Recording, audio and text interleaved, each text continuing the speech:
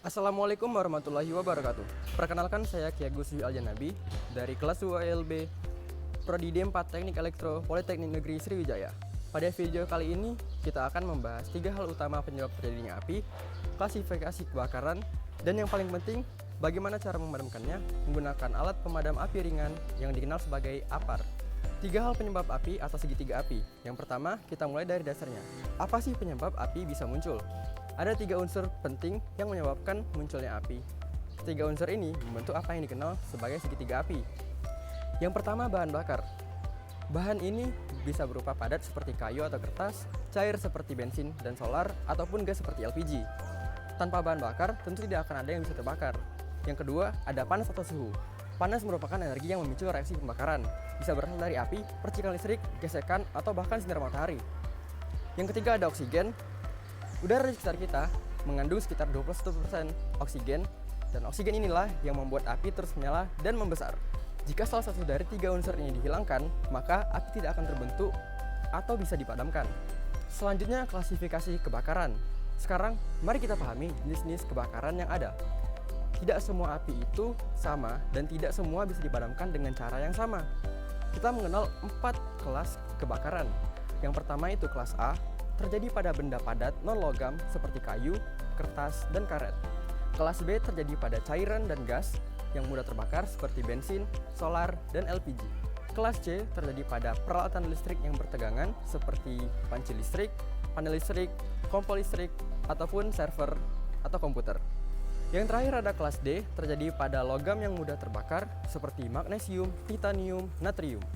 Setiap kelas kebakaran membutuhkan cara pemadaman yang berbeda dan media pemadaman yang tepat. Selanjutnya, mari kita mengenal APAR dan jenis-jenisnya. Untuk menghadapi kebakaran sejak dini, kita menggunakan APAR atau alat pemadam api ringan. APAR berbentuk tabung yang diisi bahan kimia tertentu, ringan, mudah dibawa-bawa, dan bisa dioperasikan oleh suatu orang. Lalu, apa saja jenis APAR yang umum digunakan? Yang pertama, APAR air atau water. Menggunakan air tawar, cocok untuk kebakaran kelas A, sifatnya mendinginkan api. Yang kedua, ada APAR busa atau foam, menghasilkan busa yang menutup permukaan bahan bakar, cocok untuk kelas A dan B. Ia mendinginkan dan memutus kontak dengan oksigen. Selanjutnya ada APAR serbuk kimia atau dry chemical powder. Ada 3 jenis, yaitu regular, multipurpose, dan special. Cocok untuk kelas B dan C. Bahkan bisa untuk kelas A jika multipurpose. Ia memadamkan api dengan cara mengisolasi oksigen. Selanjutnya ada APAR CO2 atau karbon dioksida. Tidak mengantarkan listrik dan tidak meninggalkan bekas. Cocok untuk kelas B dan C, terutama pada peralatan elektronik. Yang terakhir ada APAR gas halon. Efektif tetapi sudah dibatasi penggunaannya karena dapat merusak lapisan ozon bumi. Cocok untuk kelas B dan C. Lalu, bagaimana cara menggunakan APAR? Dengan menggunakan metode PAS. Bagaimana cara menggunakan APAR yang benar dan aman?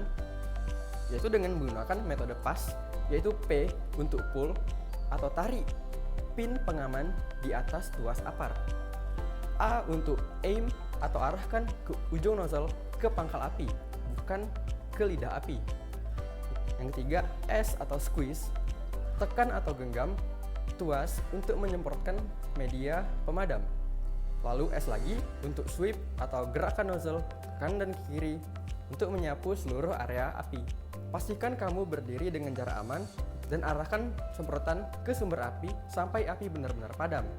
Baiklah, sekarang kita sudah tahu bagaimana memahami penyebab api, mengenali klasifikasinya, dan mengetahui jenis APAR yang tepat adalah hal yang krusial dalam mencegah kebakaran.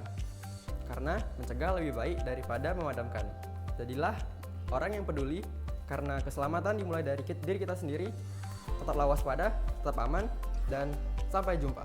Wassalamualaikum warahmatullahi wabarakatuh.